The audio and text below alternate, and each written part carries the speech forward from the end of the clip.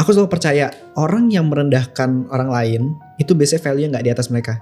Ramai banget. Jadi kayak average nonton itu 1 juta 2 juta. Average. Wow. Itu average. Jadi setiap video backrooms tuh nggak ada yang di bawah 1 juta.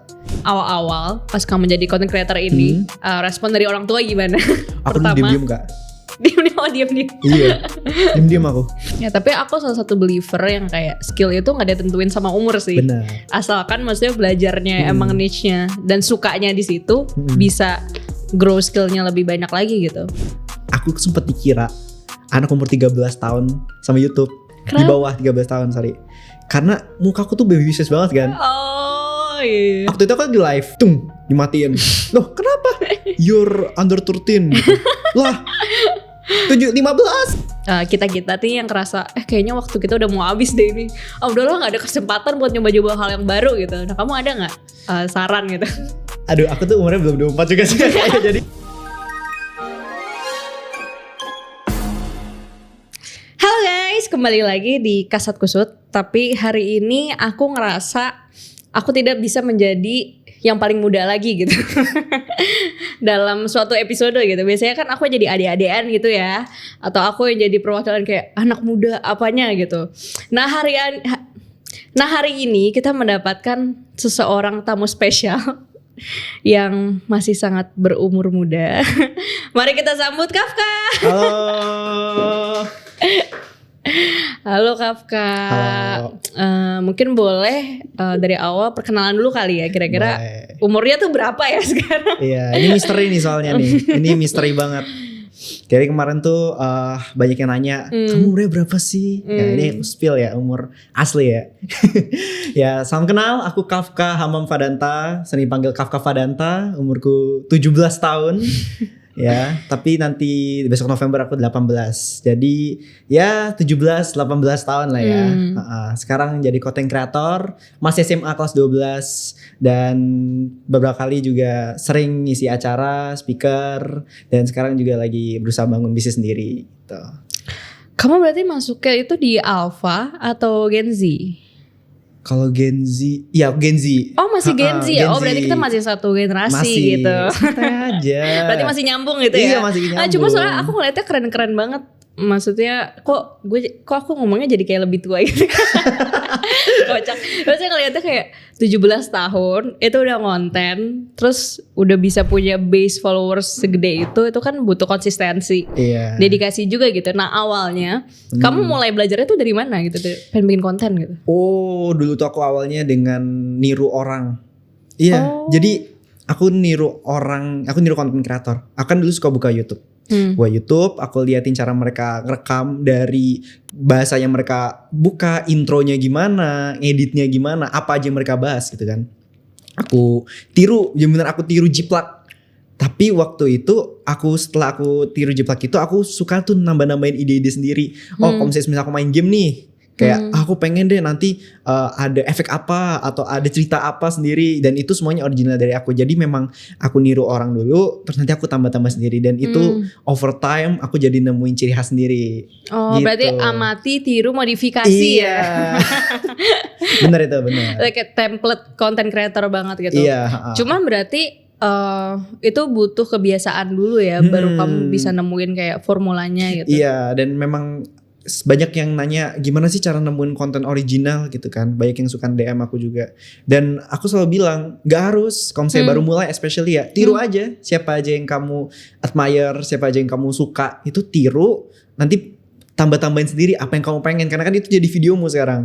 Jadi ada namanya istilahnya good artist create, great artist steal. Ya kan, kita ngambil konten atau kreasi orang lain, dicuri aja. Tapi habis itu kita add apa yang kita pengen gitu. Jadi original. Jadi aku belajar memang dari situ. Niru-niru konten kreator gaming. Terus akhirnya aku bikin tuh dulu tuh aku bikin ala-ala. Pakai laptop ayah. Terus webcamnya burik banget. Seadanya banget. Dan aku ya happy aja gitu. Karena aku bikinnya original. Dan aku gak mikirin orang lain bakal mikir apa gitu. Kan masih kecil juga kan. Terus akhirnya SMP aku mulai lagi. Waktu itu lagi pandemi aku mulai di TikTok. Karena waktu itu kan aku juga masih sering tuh gaming, tapi aku gamingnya bukan yang intensif Kak. Jadi aku sering kayak teman-teman nih, ayo ngumpul yuk, main yuk gitu kan. Aku kan kayak ayo udah ngumpul main sama game gitu. Cuman ada tuh kayak game-game yang menarik waktu itu zaman-zamannya Among Us, Minecraft. Among Us, oh my god. Kok rasanya kayak udah jauh ya, padahal ya? pas pandemi itu kayak lagi viral banget gitu. Itu semua orang main kan. Waktu itu aku udah ikut-ikutan main, belajar lah. Terus main Minecraft juga tuh, yang game-game rumahan gitu. Dan aku sempet juga mikir, daripada aku cuma main, ya udah kontenin aja. Siapa tahu ini. Cuman bedanya aku konten kreator gaming ya, aku tuh lebih ke storytelling Kak. Jadi, gimana tuh? Maksudnya menarik juga. Biasanya kan gaming tuh dia bakal langsung ngotakin dari dia, gue tuh gamers gitu. Nah aku kan gak ngerasa gamers ya. Jadi aku mikir gimana caranya aku membawa cerita di game jadi konten. Jadi aku teliti nih, oh ini game apa, misalnya Minecraft nih yang game kotak-kotak gitu. Aku teliti nih di sini ada apa aja yang menarik dan apa aja yang membuat orang tuh tertarik sama game itu. Dan yang membuat aku sendiri tertarik kan, aku bikin aja cerita narasi, bikin konten 1 menit di TikTok, aku publish. Itu jadi nggak ada aku main game. Jadi aku cuma cerita aja soal Minecraft atau Among Us atau apapun tapi itu. kamu insert gambar juga gitu. Aku insert gambar, gimana caranya buat jadi menarik. Kamu nggak gameplay gitu? Enggak. Oh, aku pikir maksudnya tuh gameplay, tapi kamu sambil cerita kayak ceritain gitu. Iya, kadang-kadang kalau butuh footage kan, ya udah aku ambil lah gameplay daripada kena copyright atau apa kan. Iya. Nah, biasanya ngomongin apa tuh? Maksudnya kayak tips and tricks buat di gamenya atau kayak ini kenapa game ini dibuat gitu atau gimana? Ada kayak gitu. Jadi tips and tricks kenapa game ini dibuat, kreator di belakangnya, terus apa kok bisa advance banget nih, gimana development gamenya, terus apa cerita di balik game ini yang banyak orang nggak tahu. Karena hal-hal kayak gitu lebih menarik buat aku daripada aku cuma main. Nggak kepikiran juga ya, maksudnya orang kayak oh iya ya ternyata ada juga yang menarik buat dikulik gitu. Asik banget sih, aku selama 2 tahun itu aku bikin itu. Jadi dari Minecraft pindah ke horror, sempat horror Minecraft gitu. Itu gara-gara demand. Baik yang bang request ini bang gini kan. Sampai akhirnya aku bikin nama Backrooms. Masuk ke ranah Backrooms tuh kayak awalnya tuh seni fotografi Kak. Seni fotografi? Seni fotografi. Jadi kalau misalnya kita ke ruangan kosong, kayak mall, apartemen, apapun itu yang biasanya tuh related sama childhood, terus kita foto aja ruang kosong dan gak boleh ada manusia ya, itu namanya liminal space. Seni fotografi. Nah, liminal space ini sempat viral Kak tahun 2009 sampai 2019 itu viral jadi kayak sebuah aesthetics gitu. Kalau misalnya kita foto ruangan kosong namanya liminal space. Akhirnya adalah sekelompok orang tuh di 4chan. 4chan masih gitu ya. 4chan. Nah, mereka ngumpul tuh lihat gambar. Wah, ini kayak asik nih kalau misalnya kita kayak tambahin cerita di belakangnya, siapa tahu ini kayak ruangan dimensi lain gitu. Aku juga mikir, wah ini keren banget nih orang kok bisa kepikiran gitu kan. Bro, tau gak? Aku sempat kayak ngeliat, dulu kan sempat viral karena orang pada bilang this is what you see before you die gitu. Terus kayak kok jadi nostalgic ya ngeliat foto-foto ini ternyata ada ininya, ada art di belakang ada artnya namanya liminal space, dream core. Itu wah itu kemarin sempat ini banget kan, lagi boom banget dan aku langsung yaudah siapa yang mau aku bahas gitu. Yaudah bang bahas bang gitu. Yaudah aku bahas kan. Pakai styleku yang aku bawa dari awal. Aku cuma cerita, aku kasih gambar-gambar, aku jelasin dan aku bikin series TikTok. Dan itu alhamdulillahnya rame banget. Jadi kayak average nonton itu 1 juta 2 juta. Average. Wow. Itu average. Jadi setiap video Backrooms tuh gak ada yang di bawah 1 juta. Itu minimal. Jadi tiap aku upload sejam kemudian gak nyampe itu udah kayak 100.000 likes gitu. Ini bener kayak sedeminya segitu. Itu menit videonya berapa? Kayak 60 detik aja gitu? 1 menit? Wow. Ya aku cuma bahas ruangan kosong Kak. Ruangan kosong. Nah maksudnya buat kamu kan selama ini dari tadi cerita storytelling gitu-gitu ya. Itu pasti ada strukturnya kan buat kamu bikin. Nah itu belajar dari mana atau kayak dari awal udah ada stylenya gitu? Aku malah justru ya Kak, belajarnya tuh dari trial and error. Jadi aku tuh kan ada istilahnya kayak hook. Nah iya. Hook konten ya kan. Awalnya tuh gak tahu 5 detik gitu. Iya awalnya gak tahu. Aku awalnya cuma nganggep oke, gimana caranya orang bisa tertarik dulu sama awal-awal gitu kan. Karena aku banyak scrolling. Aku perhatiin mana konten yang berhasil, mana yang enggak. Dan setelah aku perhatiin awal-awalnya itu ternyata penting banget. Apa yang kita ucapin 5 detik awal tuh mempengaruhi akhir video. Dan aku akhirnya trial and error. Dan setelah aku tahu itu, setelah aku coba eksperimen, barulah ada orang datang, ada namanya hook-hook ini. Lah, aku iya. Iya selama ini tapi emang Iya, ini ya berarti iya. maksudnya kan orang-orang baru mulai komersialisasi gitu kayak nama-namanya gitu. Ternyata Tapi sebenarnya udah align. ada. Iya, ternyata udah aku yang aku ada. lakuin tuh secara nggak sadar udah align dan Mm-mm. aku tapi belajar juga dari mereka yang memang udah experience. Jadi aku habis itu improve dari situ. Sampai aku sharing-sharing juga sih. Oh sampai bikin kelas ya. Iya, karena memang banyak yang minta sih waktu itu. Gimana sih cara struktur bikin konten? Aku sharing lah, aku jelasin pakai struktur sesimpel mungkin, segampang mungkin biar mereka paham. Dan ya banyak yang terbantu juga. Jadi videonya tuh lebih terstruktur gitu. Nah yang aku menarik itu maksudnya kayak dari awal, maksudnya kan kamu bilang dari SMP ya? bikin SMP, konten. iya. Tapi kan pasti gak ngerti tuh kayak setup webcam atau apa. Nah itu dibantu sama orang tua atau gimana pas awal-awal gitu? Wah, waktu awal-awal tuh itu pakai laptop ayah itu kak. Oh. Laptop apa itu? Tapi dibantuin gitu gak kayak, oh ini caranya gitu? Atau kamu tetap ngulik sendiri? belajar YouTube. sendiri? Oh dari YouTube aja? Iya. Wow advance banget ya sekarang ya? Tutorial cara setup kamera. Iya udah penonton jadi siapa modal aja. dari itu aja gitu? Iya, tutorial cara rekam gambar di layar gitu. Aku cari, aku rekam, aku edit pakai aplikasi gratis gitu lah, CapCut atau apalah dulu Filmora. Gabungin jadi satu, udah ku publish aja gitu. Dan nggak ada ekspektasi. Berarti bener-bener kamu tuh otodidak ya? Iya, nggak ada ekspektasi kayak ini harus viral itu, nggak ada. Jadi memang dari awal tuh aku pengen gitu, pengen create something gitu. Karena memang dari kecil suka banget kak bikin video. Oh. Bikin video, dulu kak aku waktu dapat HP, enggak bukan dapat sih, nemu HP di laci gitu. Samsung jadul gitu kan. Itu kan ada fitur pause. Tapi kan HP sekarang udah nggak ada ya. Jadi kayak kita ngerekam sesuatu bisa pause, nanti kita ganti frame bisa play lagi. Jadi nanti kalau di footage akhirnya tuh nyambung. Oh keren juga ya. Itu HP jadul kan. Aku dulu suka bikin magic gitu. Jadi aku rekam, pause, shoot, nanti hilang barangnya. Iya. Oh berarti interestnya dari kecil emang udah kelihatan. Interestnya memang udah suka bikin video, suka niru-niru gimana sih yang asik-asik gitu. Nah tadi tapi kan mungkin teman-teman juga biar lebih jelas nih. Mungkin ada yang followersnya Basfu atau followersnya Kafka gitu ya. Terus kayak bingung gitu. Tadi berarti yang gaming itu kan di akun Basfu ya namanya ya. Bener gak ya aku nyebutnya? Akun Basfu bener. Oh Basfu bener. Nah terus satu lagi berarti Kafka secara personal Kafka gitu. secara personal. Nah itu kenapa dibedain dan maksudnya bedanya apa gitu? Iya. Sebenarnya tuh awalnya nggak ada niat bedain kak, karena memang awalnya tuh mulai dari Basfu. Basfu tuh aku sengaja ngemon nama asli karena pengen itu jadi kayak persona aja gitu loh. Kafka yang suka storytelling. Jadi Kafka yang suka storytelling selalu dipanggil temen-temenku, oh si Basfu nih lagi cerita. Jadi memang Basfu tuh aku mulai kan SMP kelas 2. Mulai tuh growing tuh waktu dapat 50.000 follower di SMP kelas 3, aku pindah ke YouTube dan kebetulan dua-duanya juga naik banget barengan. Jadi dua-duanya itu udah 500 ribu semua kan. Ya total udah 1 juta. Tapi waktu aku semakin kesini, aku makin nyadar pentingnya personal branding. Personal branding as a personal ini ya. Karena memang karena habis aku dari interest gaming, aku mulai interest ke productivity. Ya kontras banget ya. Dari yang hobinya nge-game terus jadi produktif gitu. Dan aku juga pengen gitu loh sharing. Dan aku pernah tuh beberapa kali kak sharing soal productivity di akun Basfu. Dan karena marketnya udah kebentuk susah untuk growing di situ. Dan, iya pada tertariknya sama game. Karena gaming, karena memang marketnya udah SD, SMP, SMA ke atas kan. Dan aku ya udahlah nggak apa-apa deh. Aku coba bangun lagi personal branding yang kali ini akan mencerminkan aku tuh siapa. Dan aku bisa share value apa ke orang. Dan aku mulainya akun Kafka dari Instagram gitu. Mulai dari Instagram dulu awalnya. Oh berarti itu pure productivity aja? Productivity, content creation, public speaking.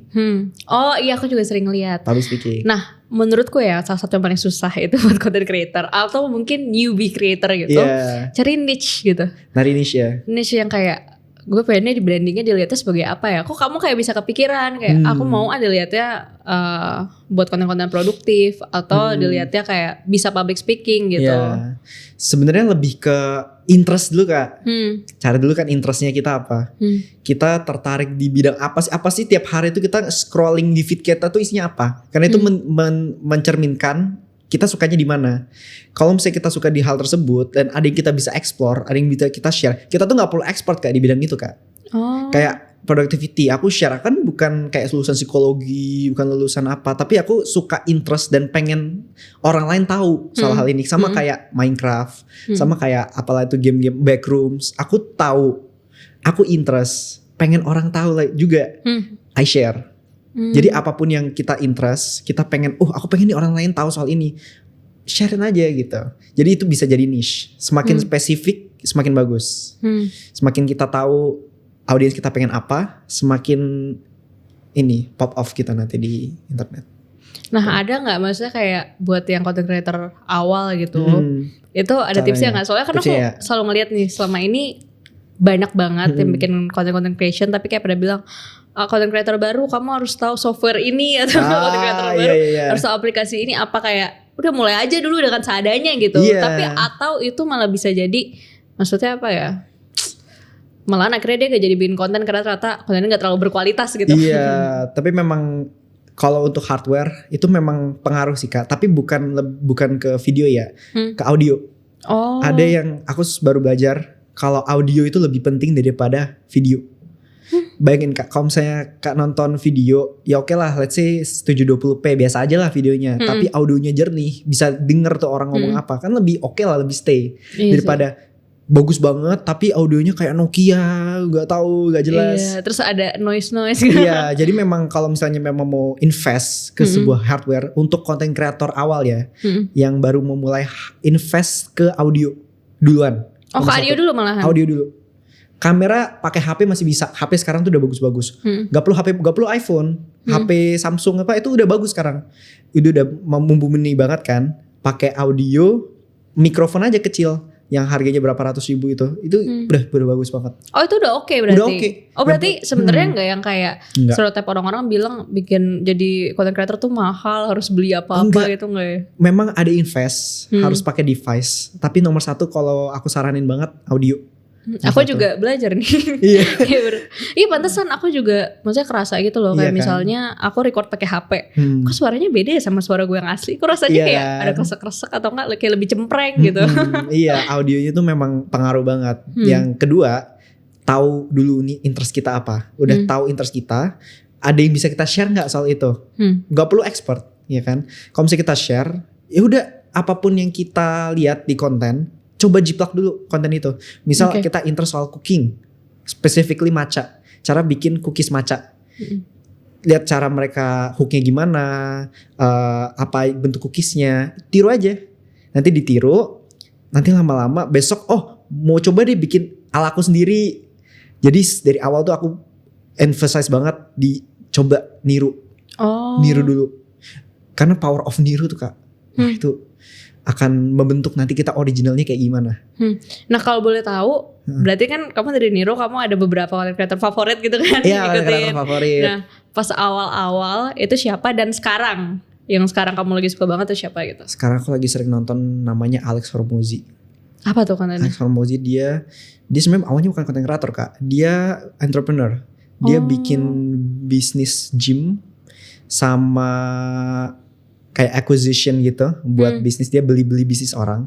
Sekarang dia net worth-nya udah $100 million.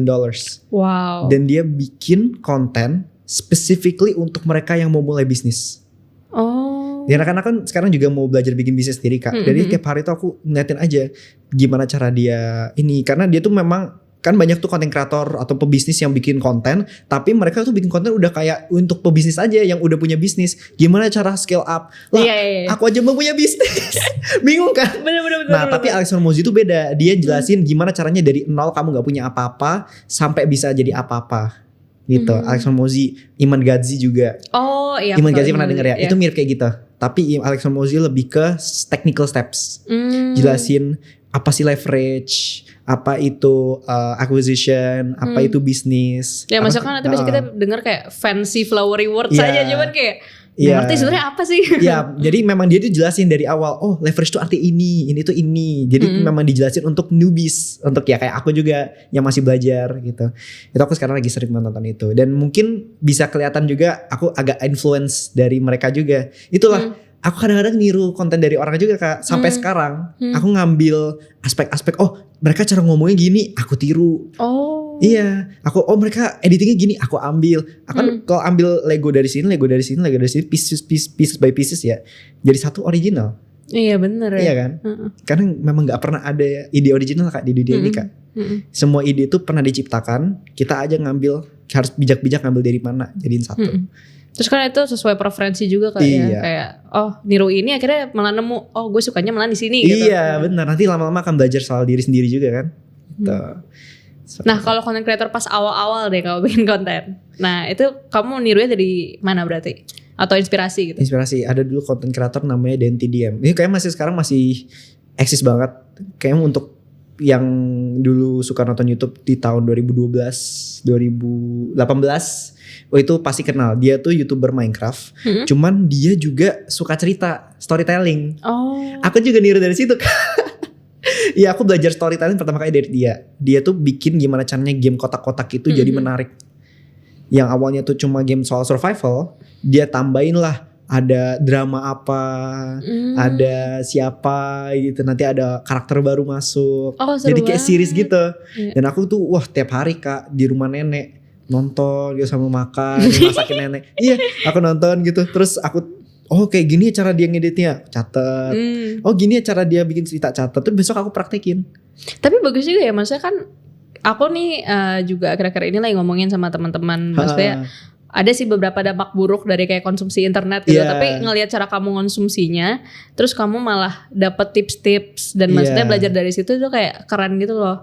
Nah itu dari mana pembelajaran kayak gitu? Apa emang diatur dari orang tua ataupun dari kamu ada kesadaran sendiri gitu? Sebenarnya untuk pembijakan pakai internet, pertama kan pemilihan konten dulu. Harus kita lihat dulu nih, anak-anak zaman sekarang tuh hobinya nonton apa. Kalau misalnya mereka hobinya nonton suatu hal yang berdampak negatif, kayak semisal konten yang ada 18 plus atau memang gak suitable buat anak-anak, itu kan kekerasan sekarang gitu ya. Kekerasan, bahkan game juga berpengaruh Kak. Bedanya anak yang grow up main Minecraft, game kotak-kotak, sama main GTA yang game mafia itu pasti beda Kak. Jadi memang pertama tuh orang tua tuh penting banget untuk mastiin anak kita nonton apa. Konsumsi game-nya, konsumsi kontennya itu konsumsinya penting. Sekarang tuh ada juga namanya brain rot Kak. Iya aku tahu. Brain rot baru tuh. Skibidi itu sebenarnya ya, itu masih sekarang tuh masih pandangannya negatif. Karena Skibidi itu dan brain rot itu banyak ada 18 plusnya. Oh iya. Iya. Aku pikir soalnya dari adekku aku tahu Skibidi Toilet itu kan cuma lagu doang. Tapi itu ada kekerasannya sebenarnya Kak. Ada kekerasan, walaupun untuk kita yang bisa mencerna itu kan kekerasannya nggak seberapa. Ya, tapi cuma untuk anak kecil iya. Itu kan mereka, aku pernah Kak ke masjid. Itu kan mereka pada hobi Skibidi Toilet. Kan di Skibidi Toilet tuh ada ceritanya, aku nggak nonton sih, cuman taunya tuh ada yang berantem gitu di robot-robot berantem. Ya, mereka berantem gitu depan masjid. Kayak tapi sebenarnya mau Skibidi. Ini kayak udah alternate universe. Skibidi. Selalu berantem gitu. Kayak dulu kakak mainnya pakai sarung gini loh. Sekarang Skibidi. Iya. Tapi itu juga harus diperhatikan karena brain rot itu agak berbahaya juga sih Kak. Gak cuma dari segi isi kontennya, tapi habit nonton brain rot tuh YouTube Shorts itu Kak. Wah iya, aku juga ngerasa attention spanku jadi berkurang. Attention spannya jadi berkurang banget. Apalagi kalau misalnya anak-anak udah dari kecil ya dilatih kayak gitu. Itu nanti nggak tahu nanti gedenya kayak gimana tuh. Karena memang kalau attention spannya dikit, di sekolah juga pembelajarannya nggak bisa nerima dengan cepat. Ya ketinggalan ya kayak sekarang. Situasinya kamu lihat gak sih content creator pada kayak interview mahasiswa terus kayak ditanya ini provinsi di mana, pada gak bisa jawab. Mungkin pernah dikasih tahu tapi karena attention span-nya dikit jadi gak ingat. Iya. Memang itu sih yang harus di-improve gitu, dan kesadaran diri sendiri. Udah tahu cara, udah dikasih ini pemilah, dikasih influence sama orang tua juga. Orang tua tuh memang nomor satu kalau menurutku. Guardian lah ya, itu nomor satu yang akan influence hidup kita nanti seumur hidup. Ya kan. Orang tua ngasih kita pembelajaran apa, itu biasanya kita akan langsung nyerap pertama tuh, dan itu nanti akan langsung bentuk ke depannya. Nanti kita memilih kontennya gimana, karena content consumption itu kan gak akan berhenti Kak. Tiap hari itu malahan bakal jadi the future. Jadi future, that's why. Nah kamu pernah ngerasa gak ada nih kejadian kayak bikin kamu keganggu gitu di sekolah gara-gara kayak kamu jadi content creator? Misalnya semisal ada teman-teman yang kenal, ini bukannya si YouTuber itu. Iya.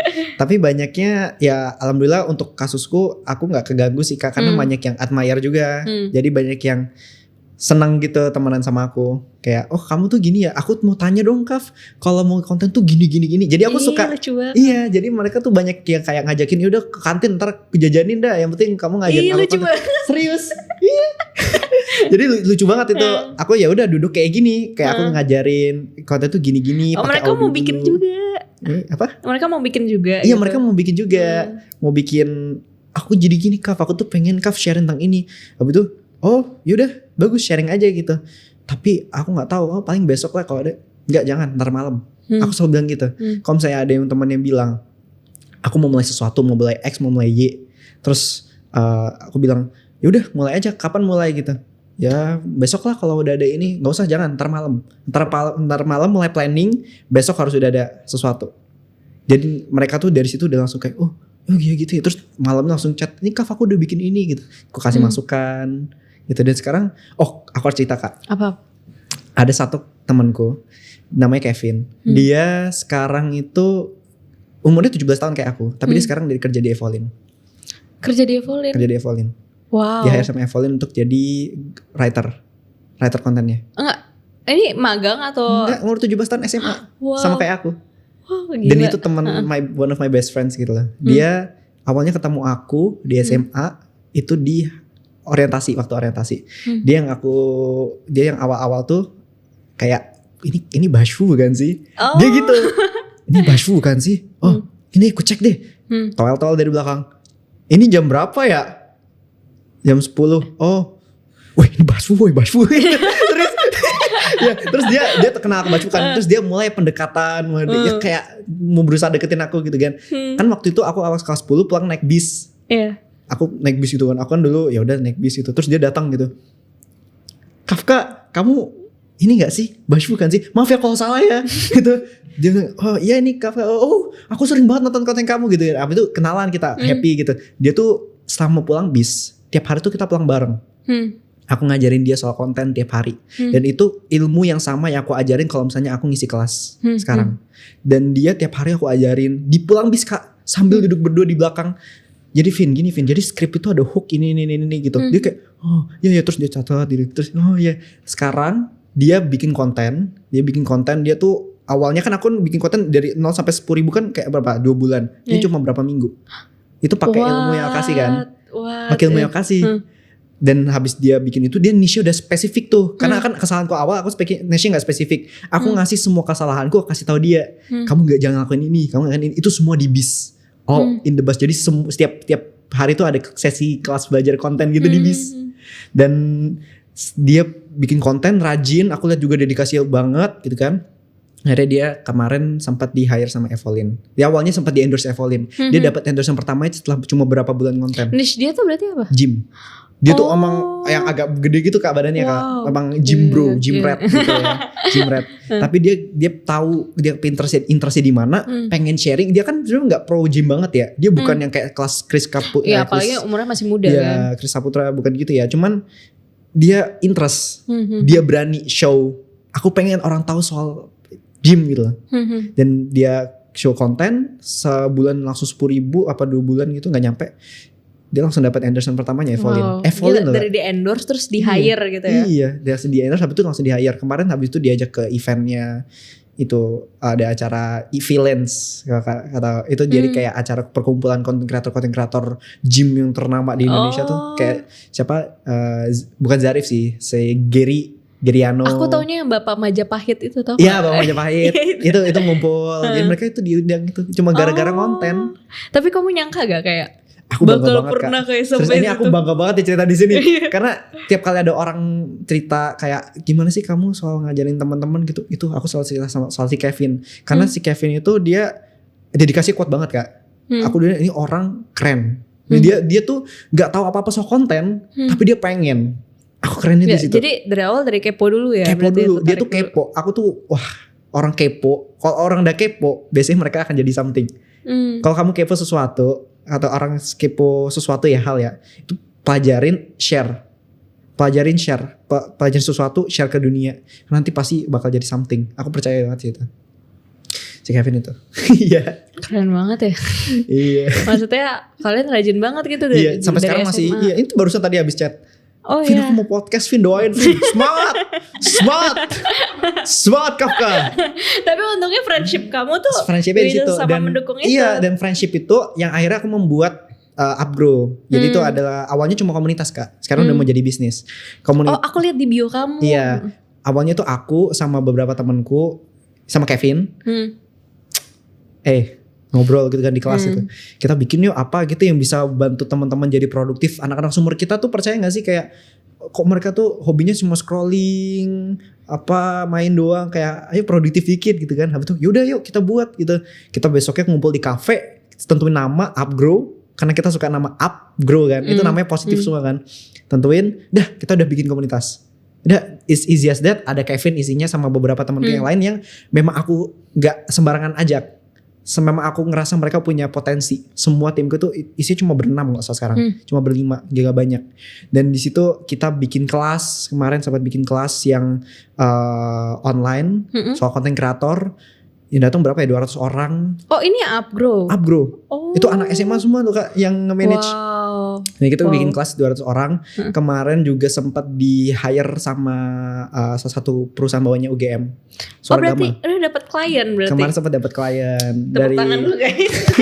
dari UGM. Dari UGM itu sempat ada project gitu kan. Kita suruh jadi kreatif media manajernya. Jadi kita kerja sama anak-anak UGM dan kita kondisinya masih SMA. Jadi kita Kak gini Kak gitu. Tapi mereka tuh sebenarnya kalau misalnya di pekerjaannya mereka tuh kayak kita yang kreatif manajernya.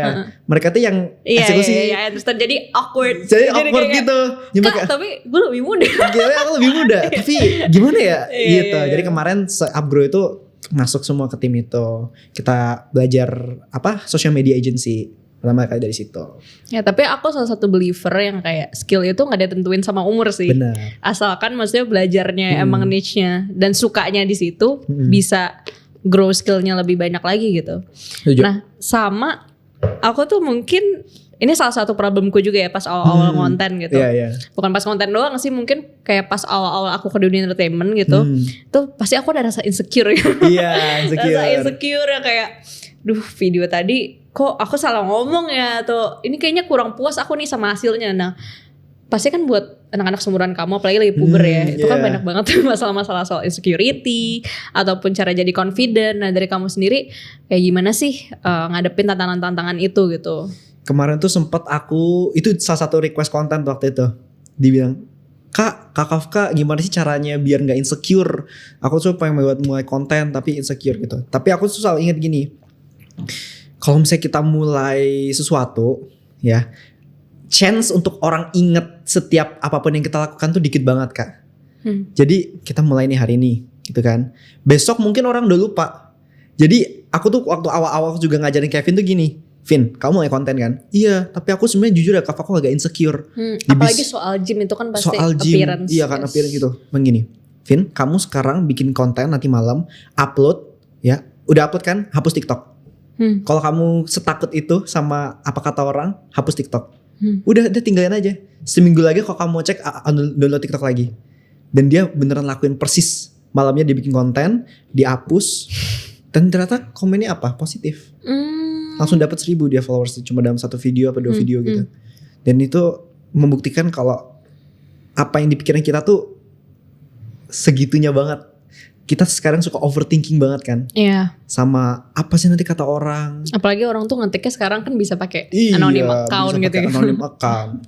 Tapi ya kalau misalnya ada orang yang kayak gitu ya, aku selalu percaya orang yang merendahkan orang lain itu biasanya value gak di atas mereka. Ya kan. Kayak pro bodybuilder, gak mungkin mereka akan ngerendahin yang baru mau mulai.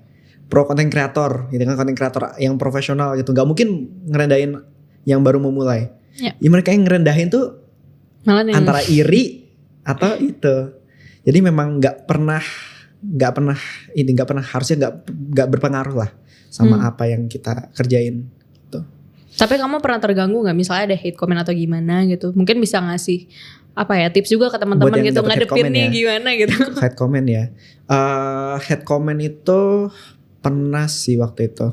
Dapat hate comment, cuman kalau aku sendiri memang karena udah dari awal ada mindset it's okay gitu lah, kayak orang tuh kan bisa beropini semau mereka. Karena apa? buat apa kita berusaha untuk selalu disukain, toh kita juga gak suka semua orang. True. Ya kan? Gila, kita sendiri aja kan ada tuh yang kita gak suka. Jadi buat apa kita selalu berusaha untuk selalu disukain sama orang lain? Kenapa semua orang tuh harus suka sama kita? Ya kan? Itu sih. Aku waktu itu sempat bikin konten juga soal itu. Wow. Iya. Ini barusan gue kayak habis nonton konten TikTok 1 menit. Unedited ya, no cuts. Kayak surreal gitu. Iya, kemarin tuh ya aku selalu bilang gitu. Buat apa kita tuh susah-susah? Semua orang tuh harus suka aku. Kalau misalnya ada nggak suka gimana? Kamu suka semua orang nggak? Enggak. Ya udah. Iya, jadi kayak worry-nya juga sebenarnya nggak make sense ya. Iya, worry-nya nggak make sense. Karena kita juga sebagai manusia berhak nggak suka juga kan. Gitu. Terus ini nggak, maksudnya pasti kan jadi content creator itu bukan suatu job yang dilihatnya umum atau general gitu misalnya. Iya. Pas kita kecil kita cita-citanya jadi pilot, jadi dokter atau apa gitu. Nah awal-awal pas kamu jadi content creator ini respon dari orang tua gimana? Aku diem-diem Kak. Diem-diem. Iya. Diem-diem aku diem-diem. By the way ada bundanya Kafka. Bunda nggak tahu ya. Waktu itu aku diem-diem bikin di kamar. Karena apa? Aku tuh bukan tipe orang yang hobi ngomong doang. Aku sukanya tuh proving dulu. Gitu lah. Jadi aku tuh mau jadi content creator. Oke, aku mau jadi content creator, tapi aku nggak mau nih ngomong sama ayah, nggak mau ngomong sama bunda. Nanti aku mau jadi content creator, mereka beliin alat mahal, terus aku nggak pakai, jadi nggak motivasi. Jadi aku bilang aku mau pakai HP seadanya aja, pakai apapun yang aku punya. Aku do my best lah gitu. Aku diam-diam di kamar rekaman gitu, pakai selimut biar nggak kedengeran. Malam-malam ada kadang-kadang di mobil, kalau misalnya rumah lagi berisik kan, aku di mobil kan kedap ya, aku rekaman gitu, cerita soal Minecraft Backrooms gitu. Dan aku sampai 50.000 followers. Aku pada request tuh kan tadi live streaming, aku live streaming di YouTube, ketahuan, Kaf itu siapa ya? Gitu. Kamu kok main game terus gitu. Awalnya dikiranya main game. Ya karena kan di live streaming sambil main game. Terus aku habis itu jelasin, aku punya ini nih. Terus akhirnya alhamdulillah orang tua support. Dan sekarang jadi manajerku personal. Wow. Tapi berarti itu 0 sampai 50.000 itu diem-diem gitu? Diem-diem. Tapi bisa loh, itu gimana caranya? Itu 0 sampai 50.000 tuh dalam berapa ya? 2 bulan lah. Gila, itu cepet banget loh. Itu 2 bulan. Growth-nya. 3 bulan. Ini di YouTube kan berarti? TikTok. Oh TikTok. Kalau YouTube lebih cepet lagi malahan. Soalnya YouTube tuh aku ngerasa emang lebih susah buat dapat subscriber. YouTube waktu itu kayak akan mulai dari 0. Oh ini ada cerita aku band Kak. Ini lucu banget. Aku sempat dikira anak umur 13 tahun sama YouTube. Kenapa? Di bawah 13 tahun sorry. Karena mukaku tuh baby face banget kan. Oh iya. Waktu itu aku di live. Lagi live main game. Itu waktu itu aku bikin YouTube, lagi live streaming, itu masih 500 subscriber, 500 doang tuh. Yang nonton udah 27-an orang gitu. Terus tiba-tiba dimatiin. Loh, kenapa? You're under 13 gitu. Lah, 15 waktu itu aku umur 15 tahun. Aku 15, aku udah gak terima. Terus aku sempet buat video ala-ala sedih gitu. Gua keben dari YouTube gitu kan. Terus sedih banget kan. Akhirnya ya udahlah, ini gak bisa di-appeal, aku buat akun baru. Gak bisa di-appeal. Itu mereka gak ngasih tahu alasan persisnya. Dikasihnya karena sistemnya ngedetek aku di bawah 13 tahun. Padahal kamu nulis umurnya 15. Aku udah minta appeal, udah email YouTube I'm over 15 gitu kan. Terus no. Gila itu gak dijawab. Growth-nya udah banyak padahal. Iya, abis itu ya udah aku mulai dari awal kan. Tapi memang kayak devastating banget. Aku sedih banget. Sempet nangis sama depan orang tua gitu. Waktu itu kan mereka udah tahu. Udah gak apa-apa Kaf, semua orang tuh ada rezekinya. Maksudnya kayak ini bukan jalanmu ya gak apa-apa gitu. Gak ada salahnya mulai lagi. Itu yang buat aku langsung you know what, fine. Daripada aku nyerah total jadi YouTuber, aku mulai lagi gitu kan. Aku bikin akun baru from the scratch. Aku buat video TikTok, promosiin live streamingku. Itu dalam sehari, dalam 2 jam 2.000 subscriber. 2 jam? 2 jam. Kayak kita harus, Kafka mau kerja di gitu. 2 jam, itu 2 jam. Karena aku pokoknya itu aku gak mau nyerah lah pokoknya. Udah ke band, sedih, nangis. 500 followers tuh 500 subscriber di TikTok di YouTube yang awal. Itu aku gainnya tuh lama banget Kak. Itu 100 per minggu. Jadi udah 5 mingguan lah itu aku gaining di YouTube. Ini kerja keras banget ya, tiap hari nge-live streaming. Terus akhirnya ke band, sedih, mulai lagi 2.000. Langsung 2.000 dan itu langsung ya goes up from there.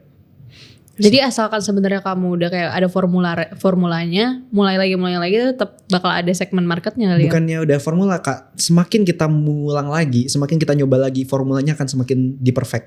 Semakin terbentuk. Itulah kenapa aku tuh pengen banget gagal.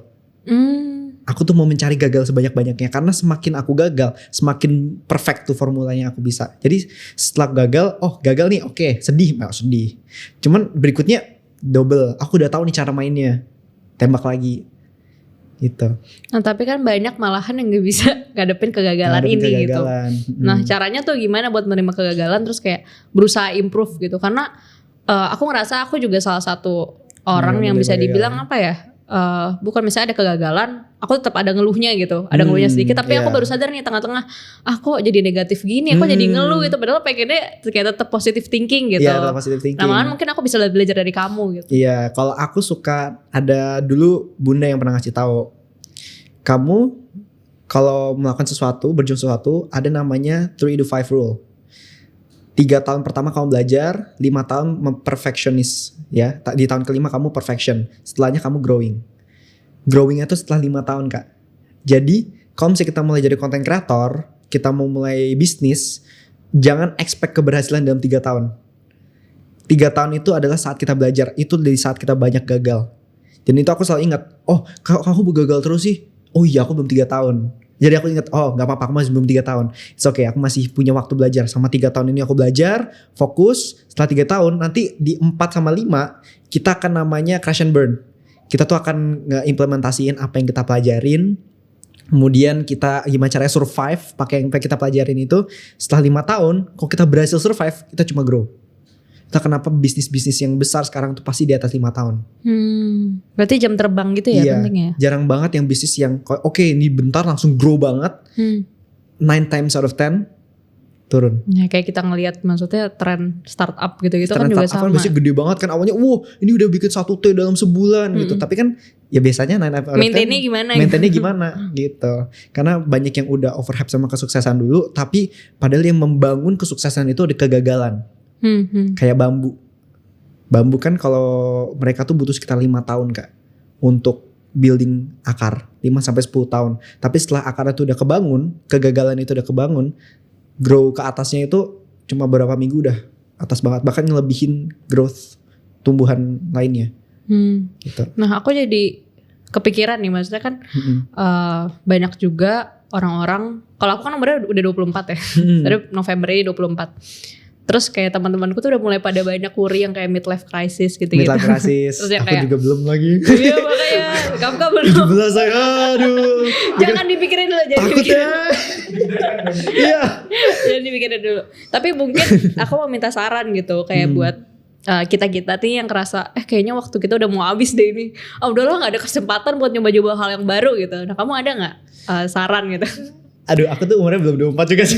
Jadi aku berdasarkan apa yang aku pelajarin aja ya. Ada Chinese Chinese quotes ya dulu bilang ya.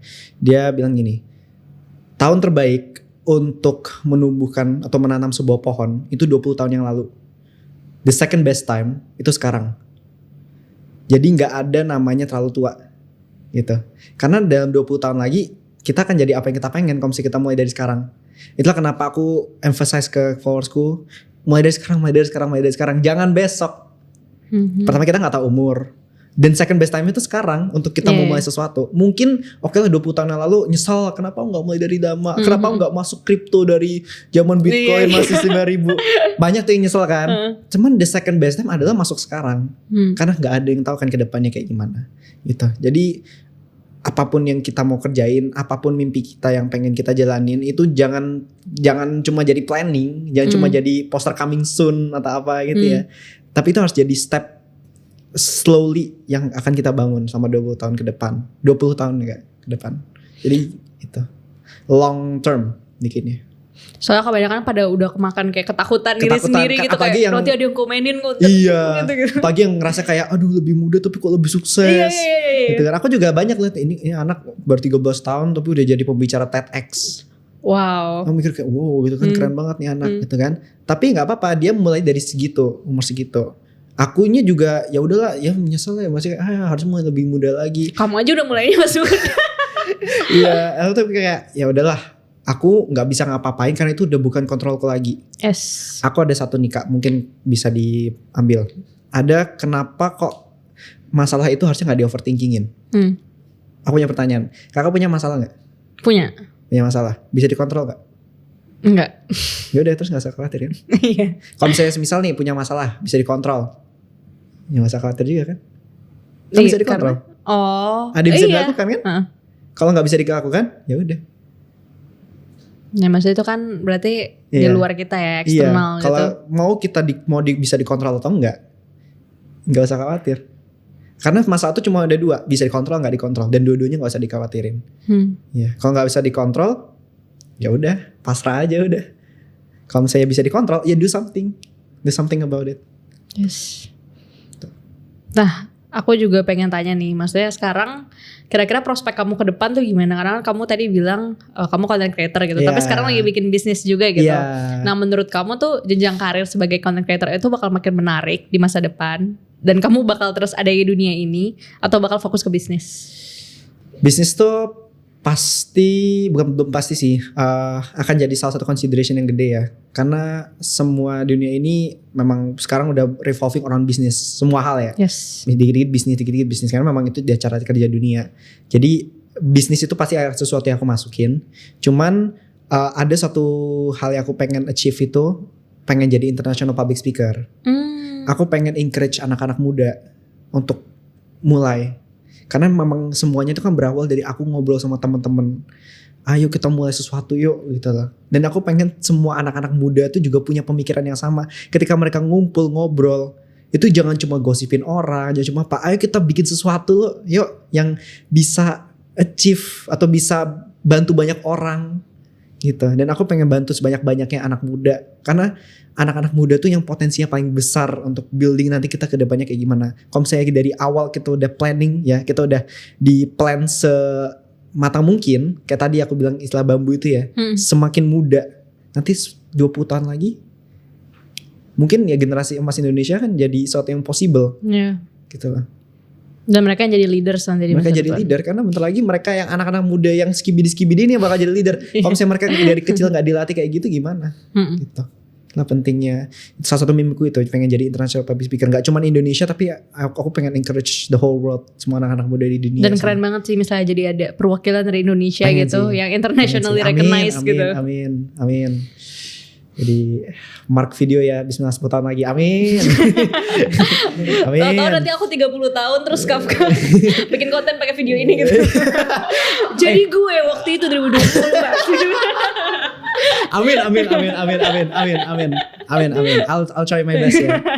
Try my best. Terus terakhir nih, mungkin buat teman-teman yang nonton gitu ya, kan pasti banyak yang look up to you dong, gitu kayak ngeliat dan bikin konten kayak kamu, bisa gitu konsisten, tetap sekolahnya juga tetap lancar gitu. Mungkin ada pesan-pesan ataupun motivasi buat teman-teman biar gak menyerah gitu. Iya, jangan pernah nyerah ya. Pertama, apapun yang pengen dilakukan, apapun yang kepikiran aja pengen lakukan, segera lakukan. Gak usah nunggu waktu yang tepat, karena gak pernah ada waktu yang tepat. Setuju gak Kak? Setuju. Ya kan? Waktu tuh gak pernah tepat. Mau orangnya salah, mau waktunya salah, tempatnya salah. Tapi yang gak pernah salah adalah idenya. Idenya itu, kalau misalnya kita udah build, itu bisa, it may be a bad idea, but it's not the worst idea. It's worth trying. Apapun ide itu, try dulu. Coba dulu. Gagal, improvisasi. Jadi jangan pernah menyerah untuk suatu hal yang baru singkat. Bahkan dokter aja belajar berapa? Belajar ilmu kedokteran berapa? Bisa 6 tahun. 6 tahun ya. Arsitek belajar arsitektur itu berapa tahun? Kalau misalnya baru mulai content creator 3 bulan terus mau nyerah, kan nggak worth it ya, nggak fair ya. Semua itu butuh proses. Everything needs process, dan satu-satunya untuk melewati proses itu adalah jangan pernah menyerah dan harus berani mulai dulu. Starting itu yang paling berat Kak. True. Starting itu paling berat. Kalau misalnya udah bisa ngelewatin starting, semuanya akan santai. Semuanya tuh all part of the process gitu. Aku malah jadi refleksi balik gitu sih sekarang. Mungkin karena kayak lagi apa ya, kehidupanku kayak lagi cepet banget, semua orang kan seumuranku gitu, terus kayak mulai oh iya bener juga ya, aku masih punya banyak waktu gitu. Atau malah banyak belajar juga dari Kafka tadi, kayak pengen aku coba apply juga konten-kontenku gitu. Makasih banyak Kafka udah datang hari ini jauh-jauh dari Jogja. Dari Jogja. Wow. Semoga kita bisa ketemu lagi di acara-acara berikutnya. Thank you guys. Thank you. Dadah.